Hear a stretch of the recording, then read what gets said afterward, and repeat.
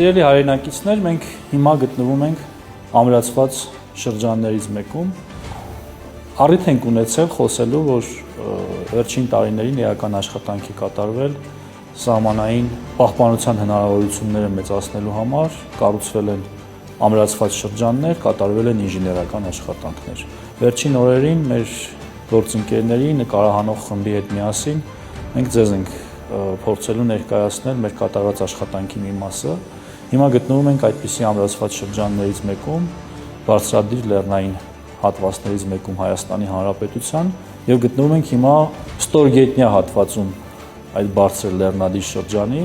որտեղ ամրացված շրջանը իրենից ներկայացնում է փակ համակարգ, երկաթբետոնյա համակարգ,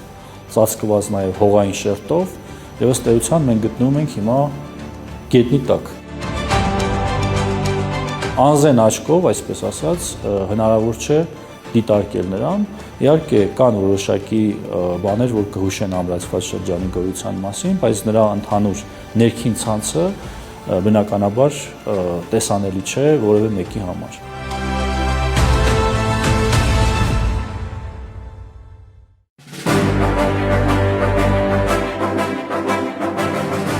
Ամրացված շրջանը ունի խրամուղիներ, որով միացվում են իրար խրամաբջիջները, այդ խրամաբջիջները նախատեսված են թե առաջնագծի եւ թե թիկունքի ապահովման համար, այսինքն կախված տեղանքից ամրացված շրջանները հնարավորություն ունեն շրջանաձև պաշտպանության։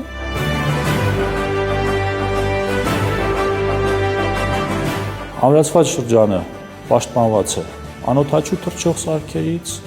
իրենց կազմ կառուցվածքով նրանք բավականին ամուր են եւ ըստ էության պոտենցիալ մարտի ժամանակ կարող են ապահովել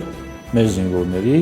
կենսունակությունը եւ հնարավորություն տալ ավելի լավ դիրքերից կամ ավելի շահեկան դիրքից իրականացնել մեր երկրի սահմանների պաշտպանությունը։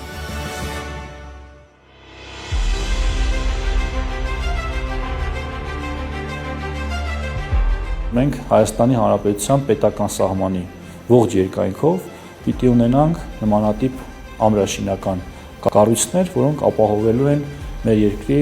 տարածքային ամբողջականությունը եւ սահմանների անձեռնամխելիությունը։ Արդեն վերջին տարիներին դրանց թիվը հասնում է մի քանի տասնյակի։ Ես շատ կարևոր ձեռքբերում եմ համարում զինված ուժերի համար եւ մեր ինժեներական մտքի համար, որովհետեւ սա առաջին հերթին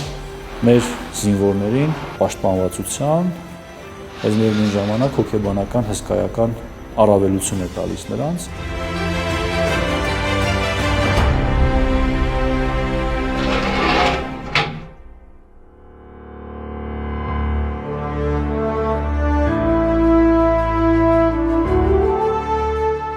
Եթե նաև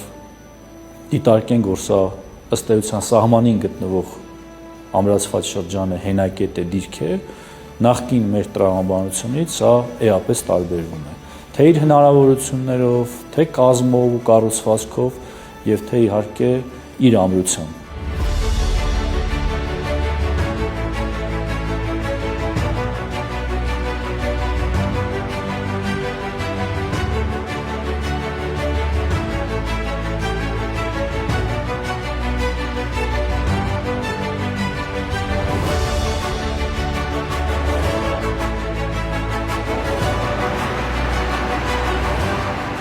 Եվ քանի որ հիմա մենք գտնվում ենք խաղաղության շրջանում, շատ կարևոր է լուսաբանել, թե